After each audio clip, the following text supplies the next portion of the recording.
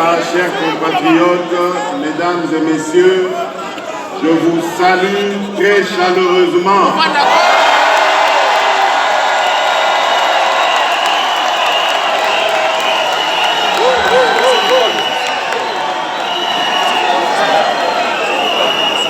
En même temps, je vous transmets les salutations de nos compatriotes restés au pays.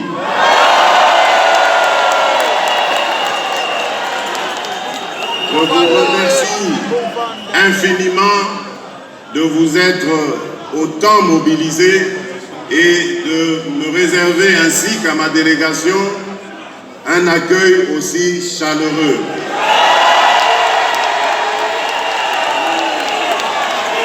Par cette mobilisation, vous envoyez un message clair à ceux qui pensent que le pouvoir que j'incarne aujourd'hui n'est pas celui du peuple.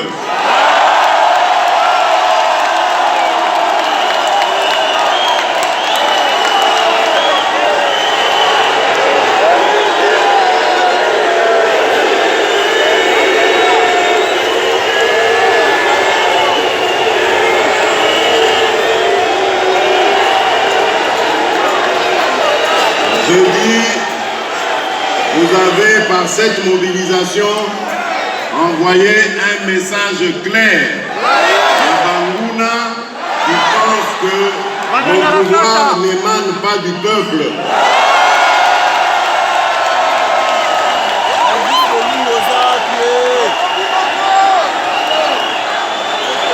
Ainsi, après Bruxelles, il y a quelques semaines, voici maintenant Paris.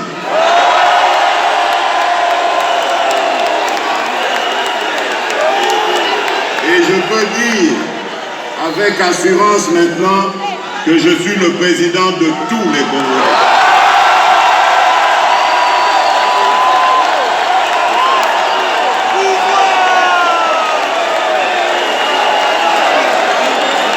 Merci beaucoup, chers compatriotes. Je ne vais pas vous prendre beaucoup de temps parce que la journée se prolonge.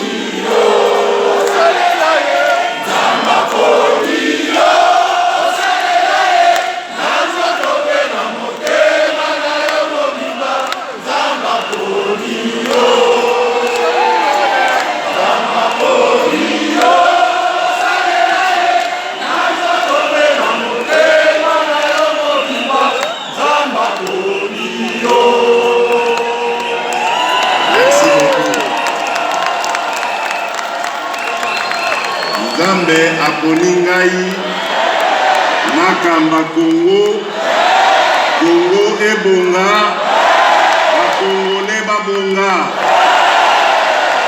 Esengeli tokumisa ye. Merci encore, merci pour vos prières, merci pour votre soutien. Je prends le serment ici et vous promettre que jamais je ne trahirai le Congo.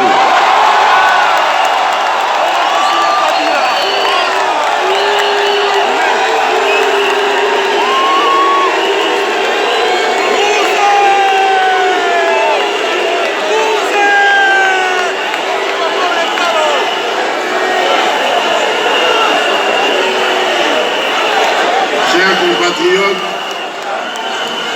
je suis obligé d'aller un petit peu vite parce que j'ai un programme assez chargé. Pour votre information, je suis l'invité du président français avec certains autres homologues africains pour représenter l'Afrique au Forum de la paix qui aura lieu demain. Et le président français m'a fait l'honneur de parler au nom de tous les Africains.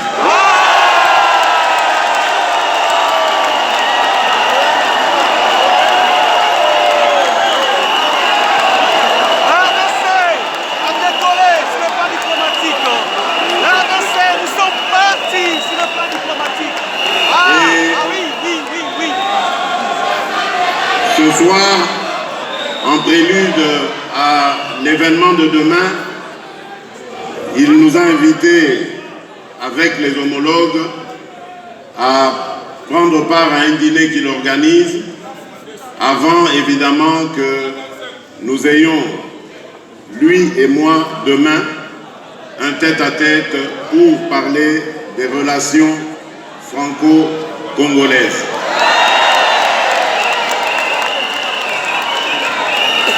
Et donc,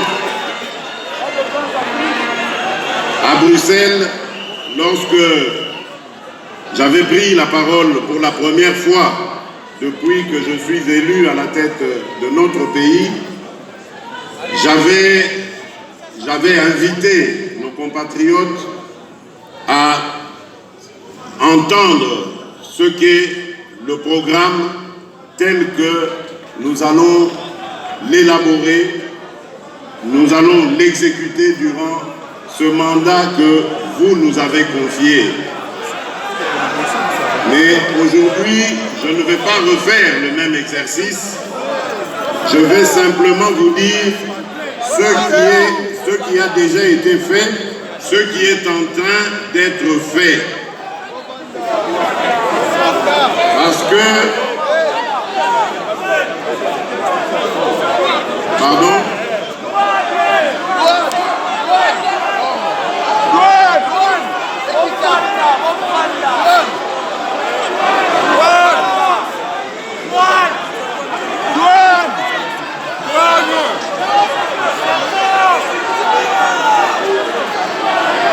Oui,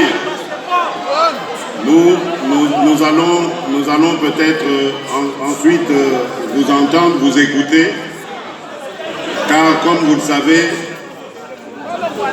je compte énormément sur vous, les Congolais de la diaspora, pour venir nous épauler dans cette tâche qui est noble mais énorme, qui consiste à relever notre pays.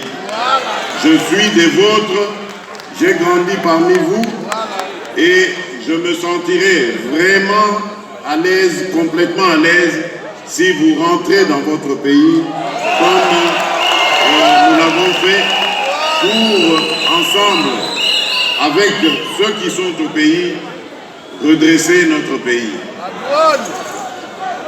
Et donc, je disais, par rapport à ce que nous sommes en train de faire, vous savez très bien, depuis la campagne électorale que j'ai menée, jusqu'à mon élection à la tête du pays, je n'ai ménagé aucun effort pour ramener la paix et la sécurité dans tout l'ensemble du pays. Et tant que cela ne sera pas fait, je ne m'arrêterai jamais de sillonner le monde pour que cette paix soit une réalité dans notre pays. Nous ne pouvons plus et nous n'accepterons plus que des Congolais meurent de façon stupide parce que simplement on en veut à nos minerais ou à notre sol. J'avais dit à Bukavu qu'il y a quelques semaines que je suis prêt à aller jusqu'au sacrifice suprême pour sauver la paix, sauvegarder la paix dans mon pays. Et donc, que ça ne fasse pas peur, que ça ne fasse pas peur à ceux de nos compatriotes qui me soutiennent, qu'ils ne pensent pas que je suis suicidaire. Si je veux instaurer la paix dans mon pays, c'est pour la vivre et en jouir. Mais j'estime qu'il est injuste qu'une partie du Congo soit libre et en paix, alors qu'une autre partie du pays vit des conditions totalement inhumaines. Pour cela, nous donnerons tout ce que nous pouvons pour y arriver. Et puisque je vous parlais de ce qui est en train d'être fait, eh bien je vous dis qu'en ce moment, notre vaillante armée a entamé une offensive, une très grande offensive dans le Grand Nord pour reconquérir tous les territoires qui sont occupés par les ennemis de la République démocratique du Congo.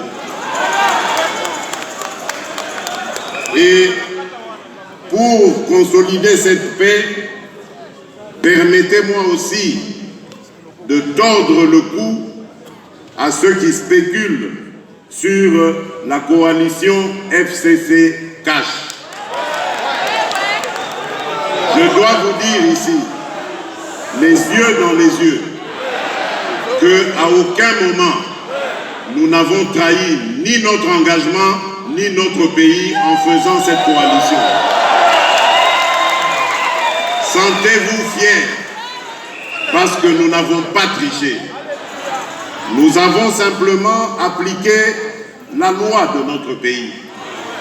À partir du moment où j'avais été élu avec un regroupement politique qui, lui, n'arrivait pas à constituer la majorité au Parlement, il fallait donc créer cette majorité. Et faute de pouvoir aller vers les amis avec lesquels nous avions cheminé un bout de temps dans l'opposition, parce que, victime d'une haute trahison à Genève,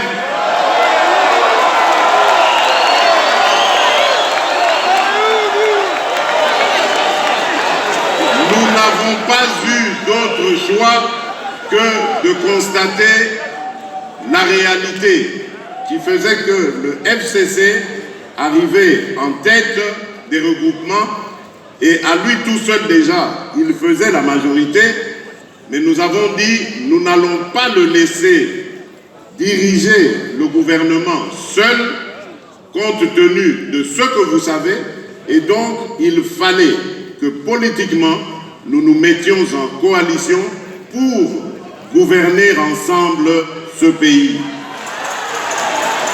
Et je dois dire que nous avons très bien réussi, parce que le cash, à lui tout seul au Parlement, représente que 10% simplement des députés. Or, au gouvernement, nous avons réussi à avoir 35% des ministres. Et la politique qui est menée de main de maître par le Premier ministre Sylvestre Ilunga Ilunkamba est celle que j'ai inspirée.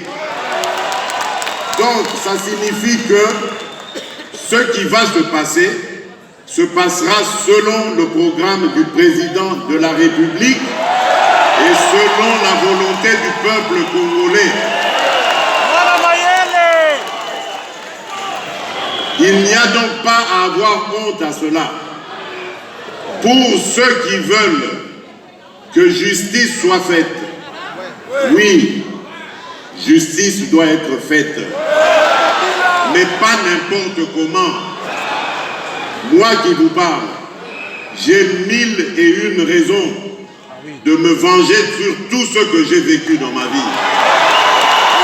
Et je ne vais pas, si je commence à le faire, commencer simplement avec nos amis du FCC. Dans ce cas, je dois reculer jusqu'aux années du régime du maréchal Mobutu.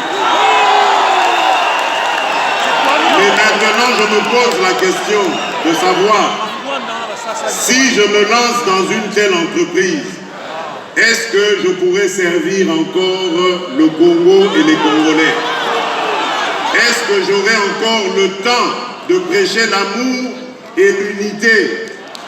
Je ne crois pas. Voilà pourquoi je dis, je vais renforcer les pouvoirs de la justice. Je vais renforcer l'état de droit pour que la justice elle-même puisse s'occuper de ses concitoyens, du présent comme du passé de notre pays. J'avais dit à Bruxelles qu'on ne fasse pas de moi un dictateur. Je ne suis pas venu pour régler des comptes personnels. Je suis une institution, je suis le président de tous les Congolais bon et mauvais, et donc il faut laisser aux institutions le soin de régler les problèmes du Congo. Nous voulons, et je pense que nous instaurons un jour un tribunal pénal pour les crimes commis au Congo. Et ce tribunal sera institué au Congo. Pas à La Haye, pas ailleurs, mais au Congo.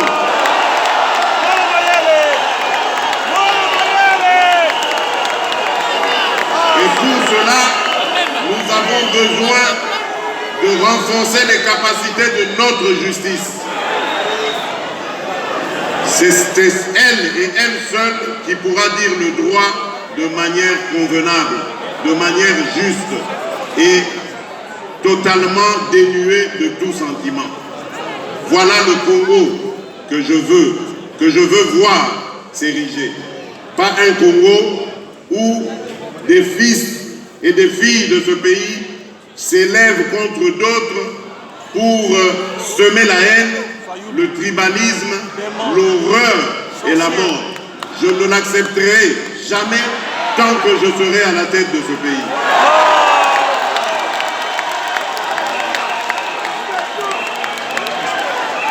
Toujours dans ce que nous sommes en train de faire, il y a le côté infrastructure. Vous savez très bien que sans infrastructure viable, sans infrastructure développée, il n'y a pas moyen d'avancer dans notre pays. Il n'y a pas moyen d'en faire un havre de paix et de prospérité parce qu'il y aurait beaucoup de difficultés à produire, à évacuer nos productions et même à les exporter. Voilà pourquoi, dans le programme des 100 jours que j'ai lancé avant l'entrée du gouvernement, j'avais privilégié le côté infrastructure. Aujourd'hui, je peux dire avec grande satisfaction que le Congolais peut quitter de Mwanda jusqu'à Tshikapa par la route. Nous n'allons pas nous arrêter là. Nous allons continuer avec cet axe qui va aller jusqu'à Kananga, de Kananga à Mbujimaï, de Mbujimaï à Mweneditu, de Mweneditu à Lubumbashi, de Lubumbashi à Kasumbalesa et de Kasumbalesa en Afrique du Sud. Donc ça veut dire que nous allons réussir aujourd'hui à passer de l'Afrique de l'Est, de l'Ouest à l'Afrique de l'Ouest et même en allant vers le Sud. Voilà comment nous allons réussir à désengorger notre pays et à favoriser l'intégration régionale dont le Congo a tant besoin. D'un autre côté, nous allons très bientôt signer le contrat pour la construction du port en eau profonde de Banana. Les discussions sont très avancées, les partenaires sont là et nous allons avancer avec eux. Toujours dans le cadre de l'intégration régionale, nous allons aussi très bientôt jeter les bases ou les textes, les accords de la construction du pont route-rail entre Brazzaville et Kinshasa. Le rail qui va passer dessus va pouvoir aller jusqu'au port d'Ilebo. Et donc, avec le rail qui fait Matadi-Kinshasa, nous pourrons continuer évidemment sur Banana et relier donc Banana jusqu'au centre de la République démocratique du Congo. Du côté nord, nous allons développer, et les travaux ont commencé du côté kényan, le fameux corridor nord. qui va passer par notre pays en montant vers l'Afrique de l'Ouest et du Nord. Tout cela, c'est pour désengorger le Congo, mais également de faciliter la libre circulation des biens qui vont, sans aucun doute, booster notre économie, nous permettre davantage de créer de la richesse et d'améliorer les conditions de vie de nos compatriotes.